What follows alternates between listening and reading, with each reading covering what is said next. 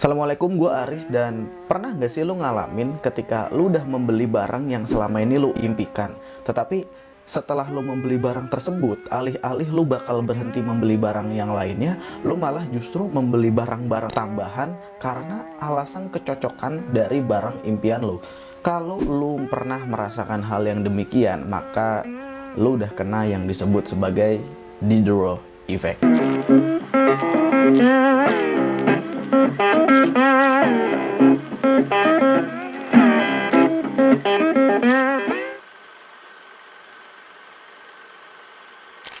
Oke, sebelum gue lanjutin, jadi ini adalah sebuah segmen baru yang mana ini bukan jurnal pulang sekolah yang fokusnya adalah diri gue, bukan pula video selingan, dan bukan pula puisi. Ini mungkin pembahasannya akan lebih kepada hal-hal yang terjadi di sekitar kita dan sangat enak untuk dijadikan bahan diskusi sambil santai. Makanya segmen kali ini gue kasih nama diskusi santai. Oh ya, disclaimer dulu, gue di sini bukanlah seorang ahli ataupun seorang polimatik yang jago dalam berbagai hal dan membahas segala sesuatunya dari sudut pandang ahli. Dalam realitasnya, gue hanyalah seorang guru biasa yang kalau semisalnya lagi jam kerja ya kerja, kalau semisalnya lagi di luar jam kerja ya nyantai sambil browsing. Woi, lagi santai kawan.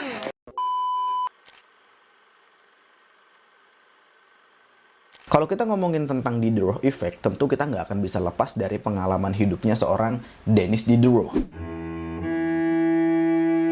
Dia adalah seorang filsuf sekaligus penulis yang masyhur di Prancis kala itu. Sumbangsihnya yang begitu besar di ensiklopedia membuat beliau dikenal sebagai Bapak Ensiklopedia. Dalam kisah hidupnya, Denis Diderot pernah mengalami kondisi perekonomian yang sulit. Kabar ini kemudian tersebar dan sampai ke Ratu Rusia, Catherine the Great atau Catherine yang Agung.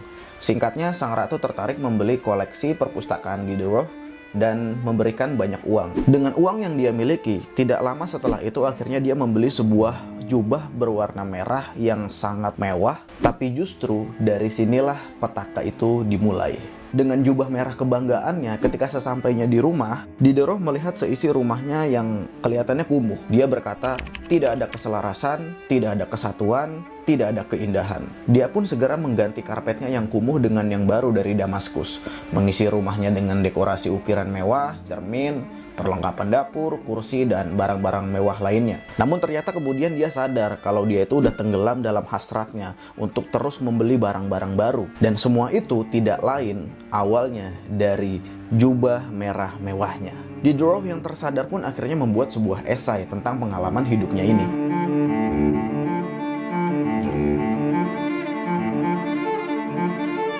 Jubah mewah mungkin bukan sesuatu yang relevan di zaman ini, tetapi pengalaman hidup yang kemudian diceritakan oleh Diderot akan selalu relevan sepanjang zaman. Contohnya gini, seseorang yang misalnya dapat motor baru, orang tersebut kemudian berpikir kalau helm lamanya nggak cocok dengan style motor barunya. Akhirnya dia pun beli helm baru demi menyesuaikan motornya. Tapi nggak sampai di situ doang.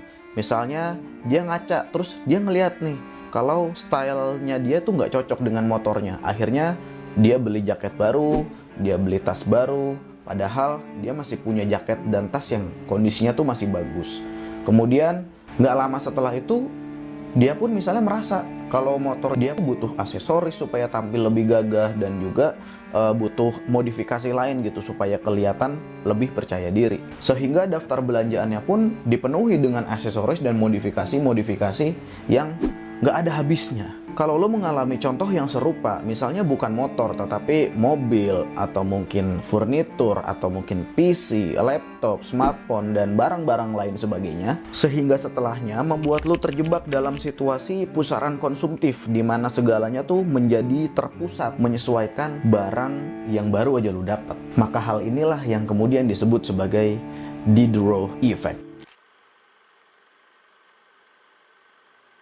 Diderot Effect mungkin sesuatu yang lumrah terjadi karena kecenderungan manusia yang selalu ingin lebih baik daripada sebelumnya. Namun apabila dibiarkan secara terus-menerus, Diderot Effect akan memiliki dampak negatif yang sangat serius. Pertama, ketidakstabilan finansial. Jelas, pembelian barang yang terus-menerus tentu akan mengakibatkan kondisi finansial yang nggak stabil. Kondisi ini nggak selalu menimpa ke kalangan menengah ke bawah loh, tetapi juga bisa menimpa ke kalangan menengah ke atas. Apalagi jika didukung dengan harga barang yang berada di atas rasio pendapatan. Kedua, dampak buruk dari Diderot Effect adalah ruang penyimpanan yang semakin menyempit. Kondisi ini terjadi ketika barang-barang baru terus berdatangan, sementara barang-barang yang lama itu selalu dipertahankan, entah itu karena alasan tidak mau rugi ataupun sekadar ingin dipertahankan karena punya nilai kenangan. Pada kondisi yang ekstrim, orang-orang yang menyimpan barangnya terus-menerus hingga berada pada jumlah yang tidak wajar, akhirnya bikin rumahnya jadi berantakan dan mengganggu aktivitasnya sendiri. Dalam psikologi, kondisi ini disebut sebagai hoarding disorder. Dampak negatif yang ketiga, hilangnya kesadaran untuk membelanjakan uang ke kebutuhan yang sebenarnya. Orang yang terkena Diderot Effect akan merasa puas ketika dia mendapatkan barang yang dia inginkan. Kepuasan tersebut muncul karena otak memproduksi hormon seperti dopamin dan endorfin. Pada dasarnya, hormon endorfin dan dopamin itu merupakan hormon yang punya sisi baik, yaitu dia menimbulkan rasa senang dan juga rasa bahagia. Namun produksi dopamin dan endorfin secara instan dan berlebihan akan mengakibatkan adiksi atau kecanduan. Nah, pada kondisi kecanduan inilah orang biasanya tidak akan bisa menimbang mana yang kebutuhan dan mana yang cuma sekedar keinginan. Orang-orang ini bahkan bisa beranggapan, oh iya nggak apa-apa, nggak makan, yang penting bisa modif motor. Oh iya nggak apa-apa, nggak makan, yang penting bisa upgrade sepeda. Oh ya nggak apa-apa nggak makan, yang penting bisa ganti HP baru. Atau yang senada dengan itu. Ya anggaplah misalnya orang ini adalah orang yang super kaya. Dia bisa membeli barang apapun yang dia mau. Dan juga menyewa gudang untuk apapun yang dia punya. Maka nggak menutup kemungkinan untuk dapat terkena dampak negatif yang keempat. Yaitu menyandarkan kebahagiaan dan nilai kesuksesan pada sebuah pembelian dan kepemilikan barang. Orang-orang seperti ini akan beranggapan, oh iya kalau gue membeli barang ini maka performa gue akan meningkat. Tapi kalau misalnya sampai nggak kebeli, dia akan merasa, oh gue nggak jadi diri gue sendiri, diri gue rasanya belum lengkap. Atau, oh kalau misalnya gue nggak beli, gue nggak baik-baik aja. Atau bahkan kalau gue nggak beli berarti gue adalah orang yang gagal. Padahal kalau misalnya dia mampu membeli barang yang dia mau secara terus-menerus, ujung-ujungnya kepuasan itu nggak akan ada habisnya. Dia beli dan beli lagi, tapi lama-kelamaan ya hidupnya hampa. Lebih buruknya lagi kalau kondisi ini menimpa kepada orang yang nggak mampu. Skenario terburuknya mungkin dia akan menghalalkan segala cara untuk terpenuhinya barang yang dia inginkan. Cara terlepas dari Diderot Effect sebenarnya sederhana. Ketika kita udah menyadari bahwa kita terkena Diderot Effect, kita sebenarnya udah punya keputusan mau ngelanjutin atau berhenti. Tapi ya lagi-lagi nggak semua orang punya kemampuan untuk melakukan itu. Ya sehingga beberapa orang mungkin butuh tips untuk sekiranya bisa keluar, mencegah, atau bahkan mengendalikan kondisi ini. Untuk mencegahnya, lo bisa menggunakan beberapa cara. Pertama, dengan melek finansial dan merencanakan setiap pembelian yang mau lo lakukan. Utamakan kebutuhan. Jika ada uang lebih, alihkan ke tabungan. Bahkan kalau perlu investasi. Ada banyak channel di luar sana yang mengajari kita untuk bisa melek finance. Contohnya Raymond Chin. Pencegahan kedua, riset terlebih dahulu barang yang mau lo beli. Hidup yang gak kaku-kaku amat lah. Tapi seenggaknya ketika lo ingin membeli barang karena alasan kesenangan, riset terlebih dahulu barang yang mau lo beli akan berakibat kepada pembelian barang apa setelah lo membeli barang tersebut. Gua kasih contoh, misalnya beli kamera. Gua tahu kalau beli kamera, ya berarti beli dry boxnya buat penyimpanan. Beli mikrofon, beli tripod, beli baterai cadangan, beli memori, alat pembersih lensa, pasti juga sama tasnya.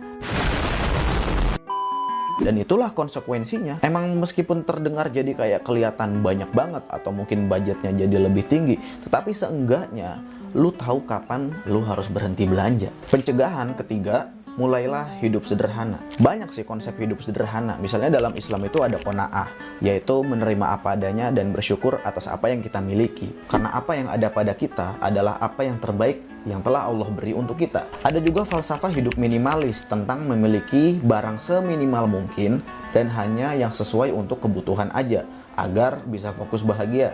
Lalu ada juga falsafah stoicism.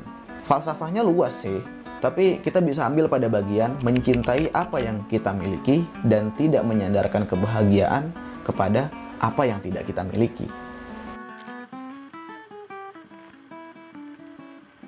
Jika lo adalah orang yang terkena di Didro Effect, maka ada beberapa cara yang bisa lo lakukan. Pertama, lepaskan apa yang menjadi sebab semua ini berawal. Kalau sebabnya adalah sebuah barang, ya lo bisa lepaskan barang itu, entah itu lo jual ataupun lo kasih ke orang lain. Kalau ini semua tentang hobi, ya cobalah beralih kepada hobi lain. Keluar dari grup jual beli, mundur dari komunitas, berhenti lihat-lihat yang berhubungan dengan upgrade atau barang yang pengen lo beli dan semacamnya. Katakanlah sama diri lo sendiri bahwa apa yang lo miliki dan apa yang lo beli bukanlah cerminan dari diri lo yang sebenarnya. Diri lo yang sebenarnya adalah manusia merdeka, bukan budak harta dan budak nafsu yang membeli sesuatu yang gak ada habisnya. Dan yakin, saat kita melepaskan sesuatu yang punya pengaruh buruk, kelak hidup kita pasti akan membaik. Kedua, maksimalkan apa yang kita miliki saat ini. Kadangkala orang yang terkena di Didro Effect ini akan berpikir kalau misalnya kita membeli barang atau mendapatkan barang yang kita inginkan, kita akan merasa bahwa hidup kita akan jauh lebih baik atau upgrade. Padahal bisa jadi semua itu hanyalah ilusi. Jadi cobalah untuk memaksimalkan potensi dan barang-barang kita terlebih dahulu. Kalau kalian tahu cerita foto ikonik ini, kalian akan sadar bahwa Yusuf Dikesh, seorang atlet penembak jitu yang mendapatkan medali perak pada Olimpiade Paris 2024, dia tidak menggunakan alat-alat khusus seperti yang ditunjukkan atlet-atlet lainnya. Dan dari sini kita belajar bahwa untuk mencapai kesuksesan, kita tidak harus selalu untuk membeli barang-barang mewah ataupun menggunakan barang-barang mewah. Cukup disiplin dengan latihan kita dan fokus untuk memaksimalkan potensi yang ada. Dan yang terakhir, milikilah sesuatu karena kegunaannya, bukan untuk status dan validasi dari orang lain.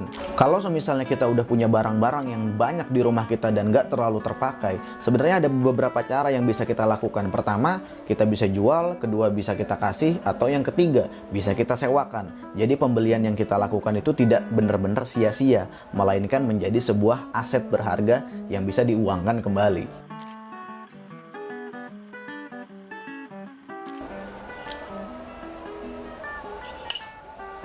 Apa yang dialami Didro bukan untuk mengajarkan kita supaya kita berhenti untuk melakukan konsumsi barang ataupun jasa. Karena pada dasarnya kita adalah makhluk ekonomi dan juga makhluk sosial. Konsumsi barang dan jasa itu merupakan sebuah keniscayaan. Dan di sisi lain juga memiliki dampak untuk menggerakkan roda perekonomian. Dan seperti yang tadi udah gue sampaikan, bahwa hidup itu yang gak kaku-kaku banget. Kita udah kerja, kita udah dapetin penghasilan, ya gak salah juga untuk menikmati penghasilan kita. Dan kita pun juga memiliki kebebasan dong untuk kemudian membelanjakan barang-barang ataupun membelanjakan uang kita ke manapun yang kita mau. Tapi poin yang ingin disampaikan di Didro itu sebenarnya adalah berhati-hatilah terhadap mengejar kepuasan manusia, karena kepuasan manusia itu yang gak ada habisnya. Alih-alih kita mengendalikan uang yang kita punya, ujung-ujungnya justru malah kita yang dikendalikan oleh uang itu sendiri. Oke, mungkin itu aja dari gua. Kurang lebihnya mohon maaf kalau ada penjelasan yang kurang tepat. Terima kasih udah menonton. Sampai jumpa pada video selanjutnya. Assalamualaikum.